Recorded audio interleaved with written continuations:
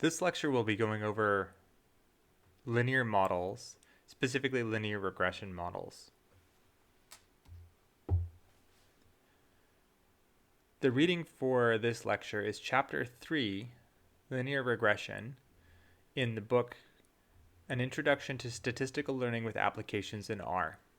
If you have not read this chapter yet, please pause, go read it, and come back.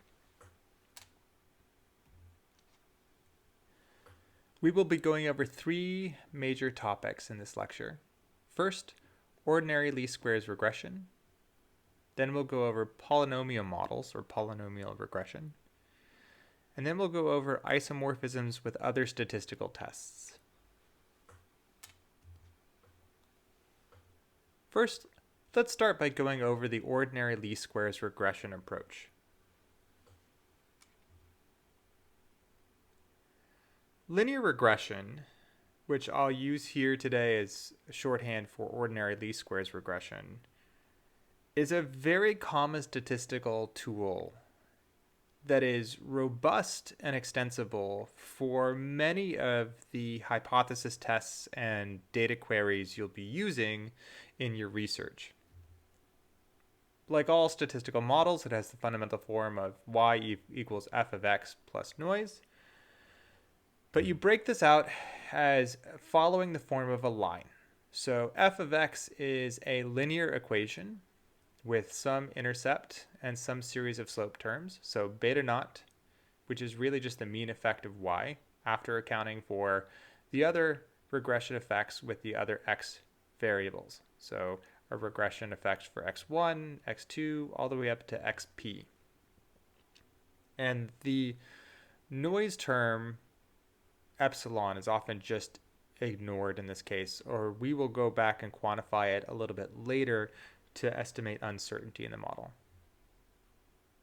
Now, linear regression, standard ordinary least squares linear regression, is a parametric method. It assumes that the relationship between f of x and y follows this linear model, and it assumes that you get there by the residuals following a normal distribution. So it assumes a specific form of your relationship between f of x. The nature of that relationship depends on a few things. So first, it assumes that f of x describes a linear relationship between x and y. And we'll be going into a little bit more detail what we mean by linear later in this lecture. It assumes that y is normally distributed. In the lecture where we go over the proof of the ordinary least squares regression fit, you'll see why this is. Third, it assumes there's no collinearity or correlation between features in x. Every x is linearly independent of every other x. So all of your columns in x should be independent. It also assumes that f of x is stationary. And what we mean by that is that for every unique observation of x, there is only one y. In other words, your data doesn't come from a mixture of distributions, but really only comes from one. So this last set of assumptions here really boils down to what's known as the IID assumption, which means that your data are independent and identically distributed. With these types of assumptions in place, the ordinary least squares solution offers a very simple, clean, closed form way of estimating parameter fits, estimating those regression coefficient betas that you see on the left. Now, a lot of times you'll see us showing just a two-dimensional scatter plot, so one single x variable and one single y variable. Because of the first assumption that the a relationship between x and y is linear, each of the terms of x are linearly additive. So what do we mean by that? Well, let's consider this case here where we're trying to understand the relationship between digit span and hunger, which we've done in a previous lecture, and hours of sleep. You can recover that relationship by the model shown at the bottom of this slide. Yi, so any observation of digit span for a single subject equals a regression coefficient beta 1 times that subject's hunger level, or the time since last meal, plus beta 2 times the hours of sleep that subject got the night before, plus beta naught, the intercept term.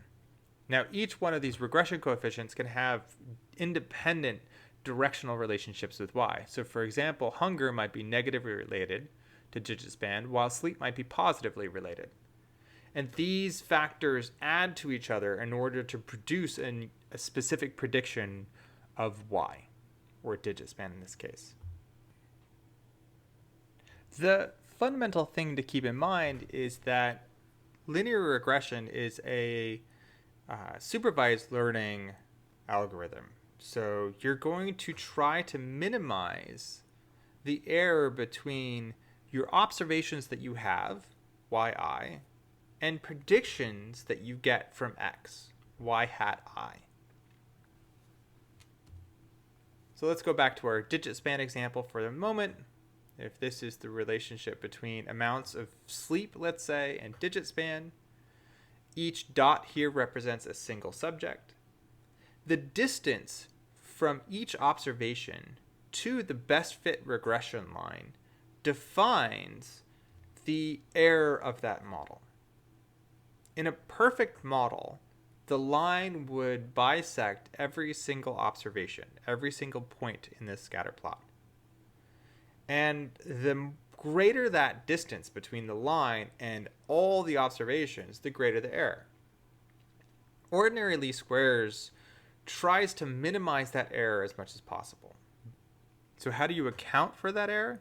Well, if we left the error just as a difference, so every y hat subtracted away from every y, then on average your error would be 0. So you don't have a real way of getting a non-zero estimate of error. The cheapest way to make this non-zero is to square it. So the residual sums of squares is the fundamental principal estimate of error of any model. If you fit a regression line to your data, the squared difference in those error terms summed together gives you your overall error of the model. And that's because every squared term cannot be 0. Now you want this to be as close to 0 as possible. You want to find the point that minimizes this as much as possible. Throughout this lecture and in future lectures, we might show different variants of the residual sums of squares. So for example, the mean squared error, which is just the residual sums of squares divided by n.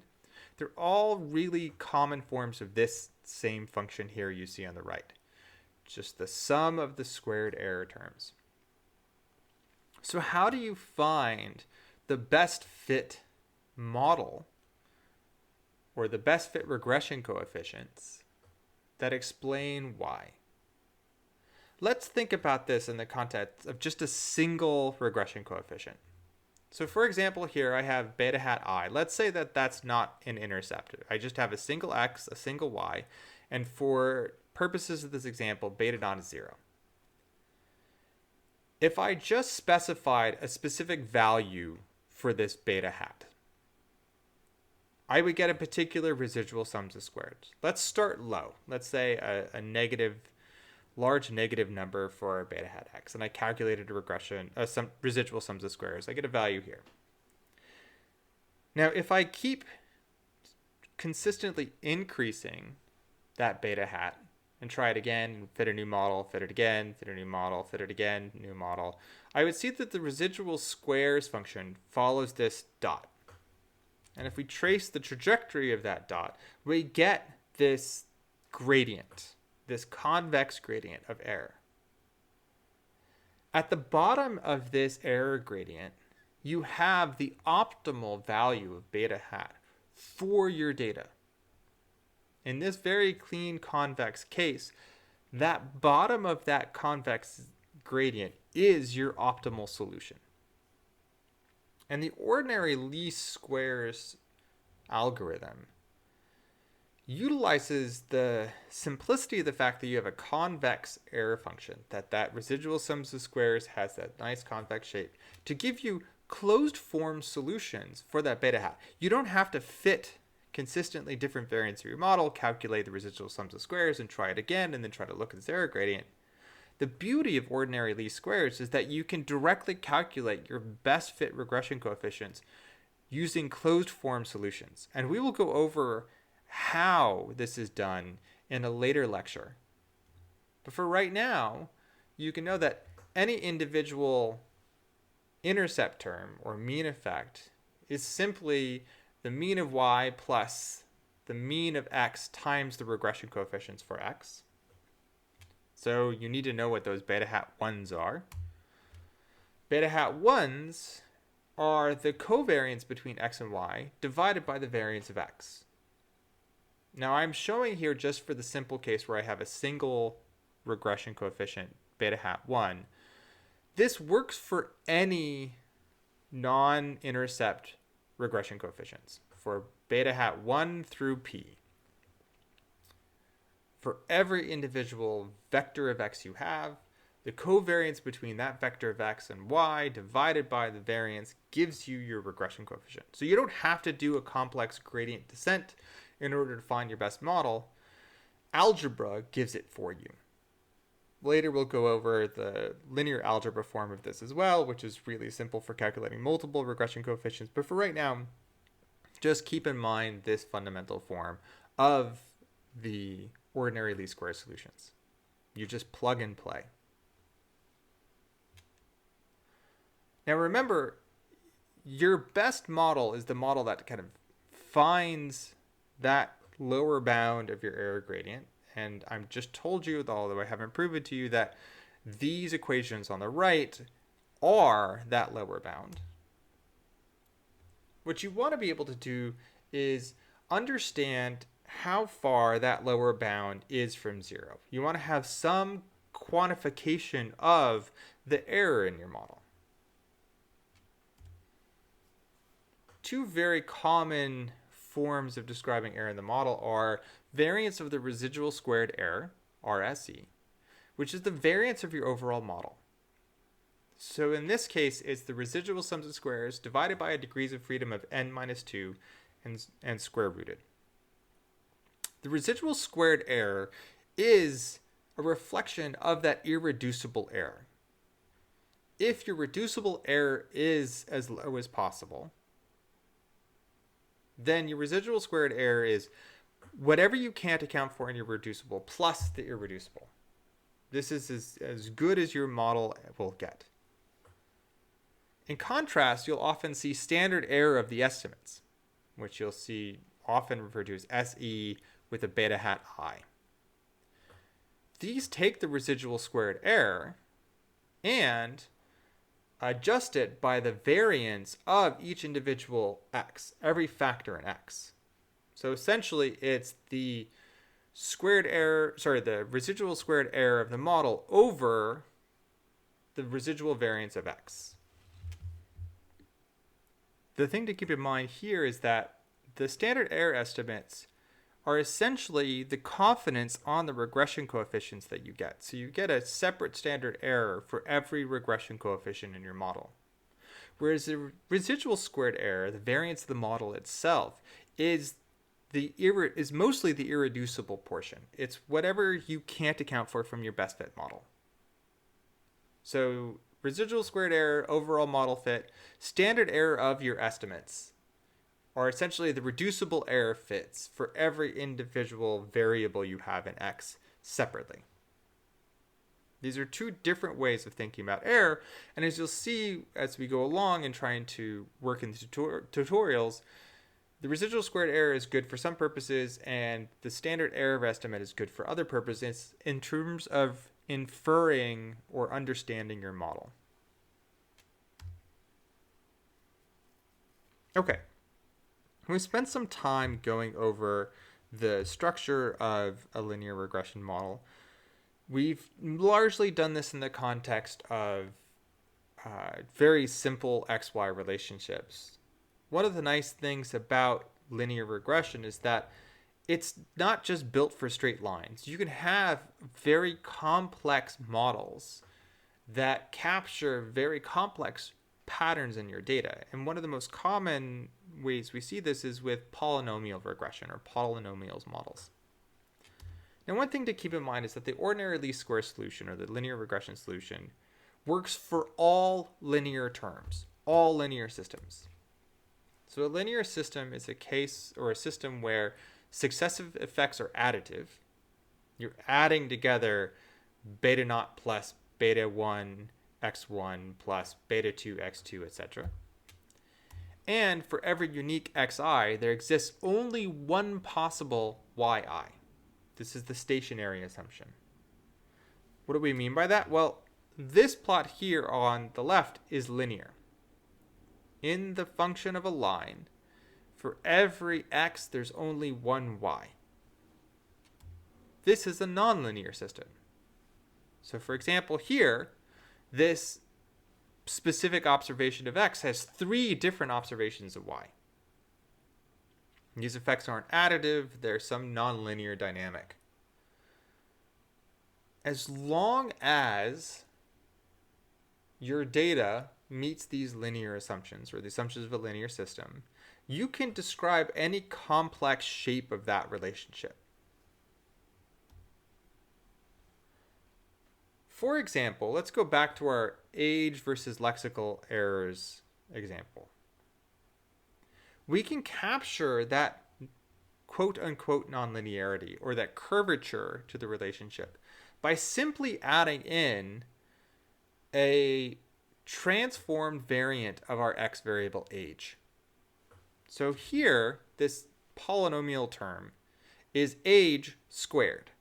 So I have one variable, x, which is just age, and I add in a new column to my x matrix, which is age squared, age to the power 2.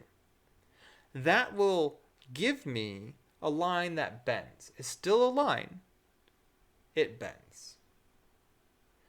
Now, if I look at the residuals from this fit, they will follow this straight line. So here on the right, I'm plotting the residual difference between that line and every observation in my data set. And you can see that essentially I'm trying to thread a needle through my data such that the residuals fall along a straight line.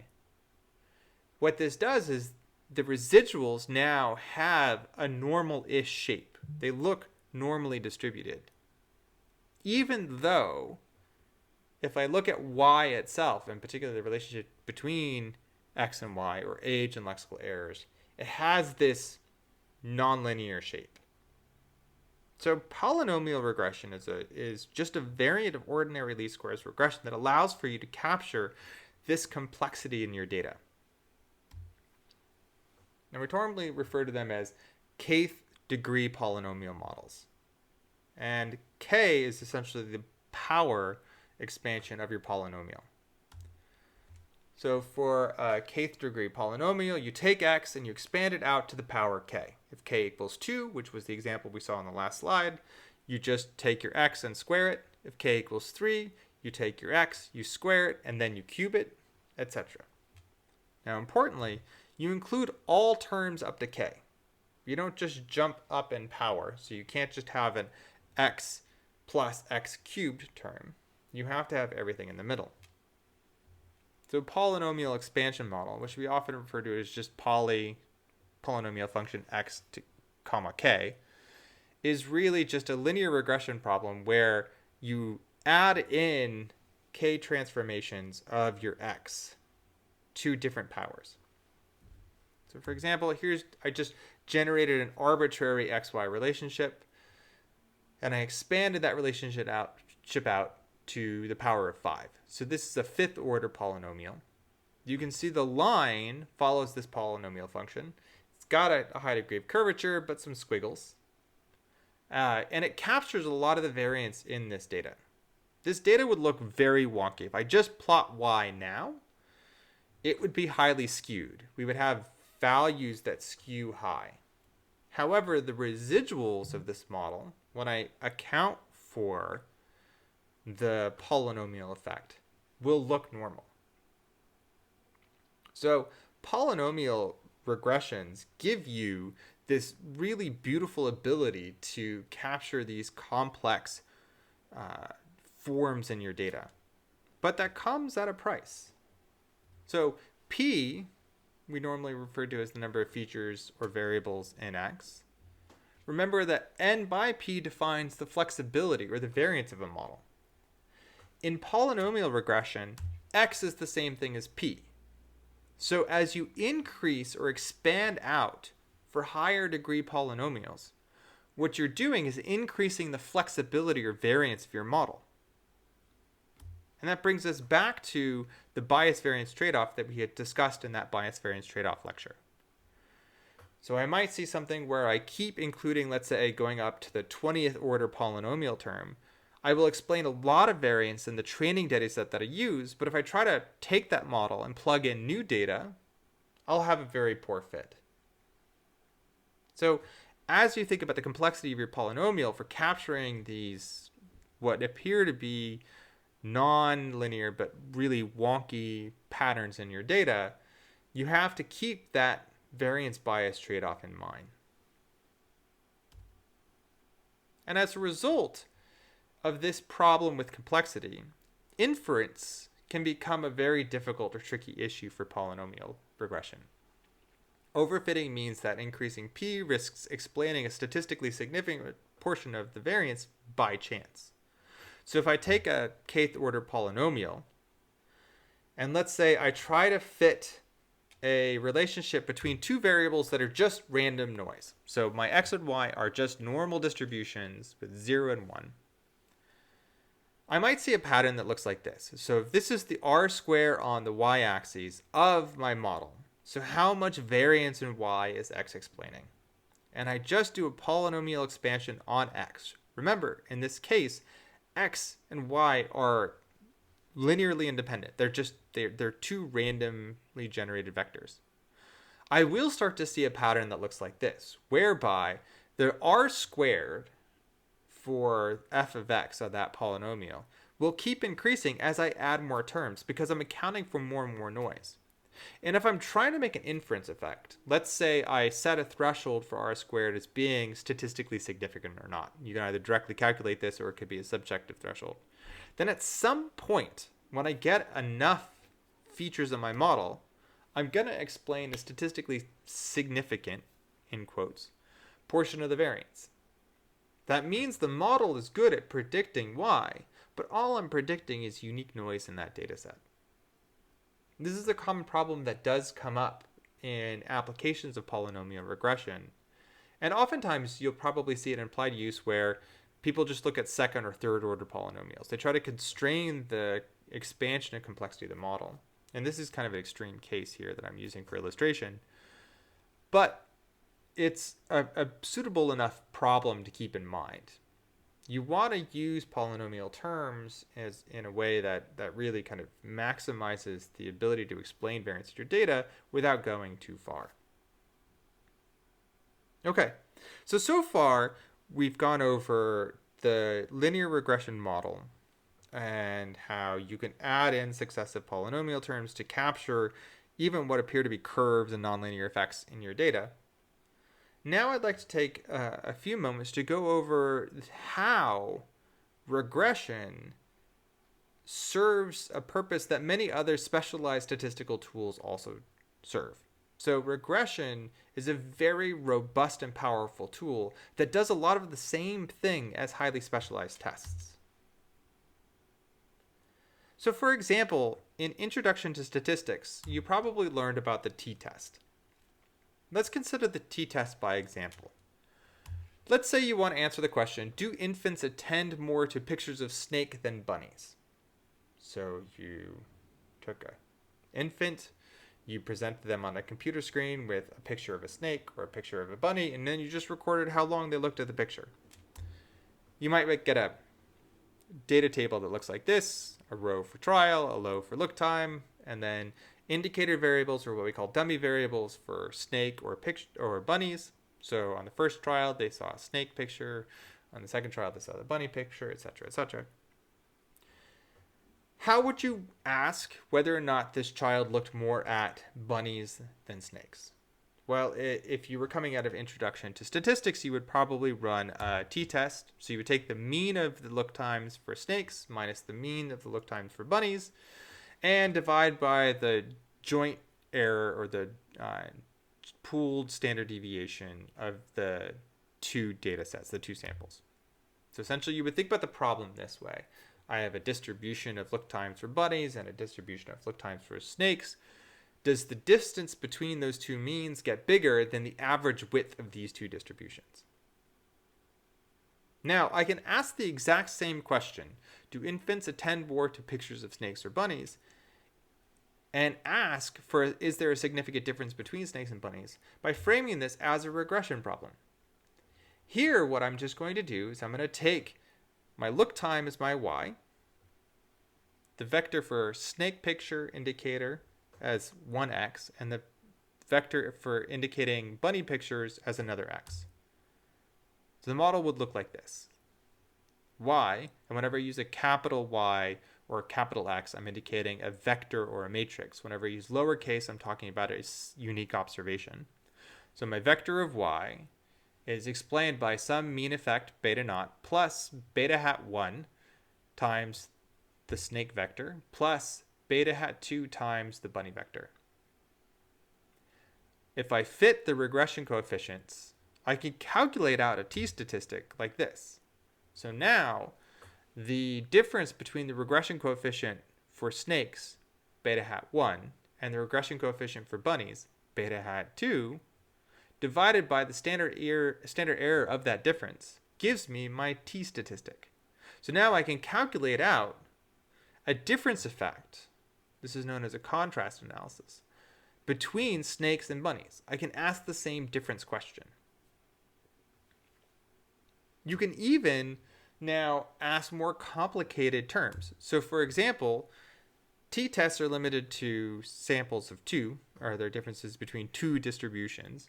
ANOVAs are built for more than 2. So the simple one-way ANOVA allows for you to look at overall differences across multiple levels greater than 2. So we can just add in another feature here. Let's take the same problem. Do infants attend more to pictures of snakes, bunnies, or now clowns? So we'll take the same experiment, trial, look time, snake picture, bunny picture, and now we have a clown picture indicator variable.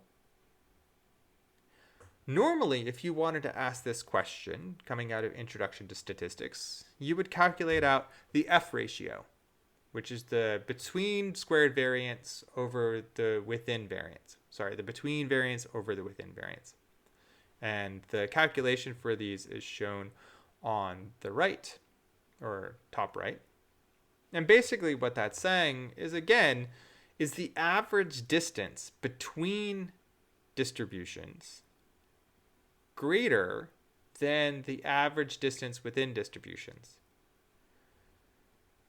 The F ratio, as you get greater than 1, indicates that the spread across these different distributions gets bigger relative to the average within distribution. This is why you assume that all distributions have the same variance when you're running an F ratio test.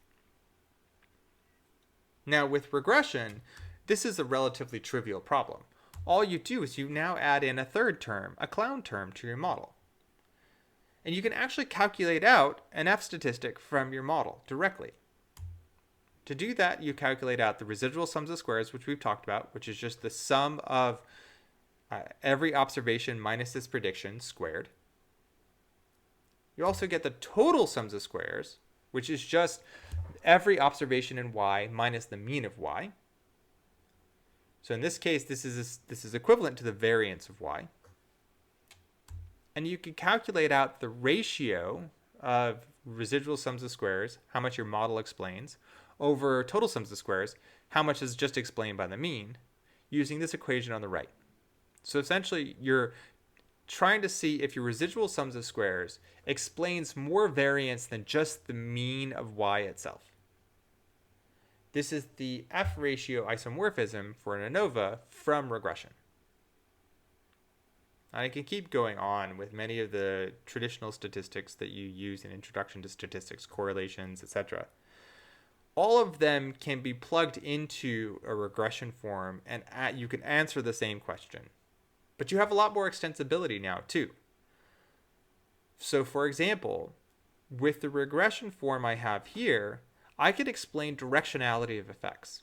I can say whether or not seeing snakes increases or decreases look time. I can say whether or not looking at bunnies increases or decreases look times relative to snakes. Same for clowns.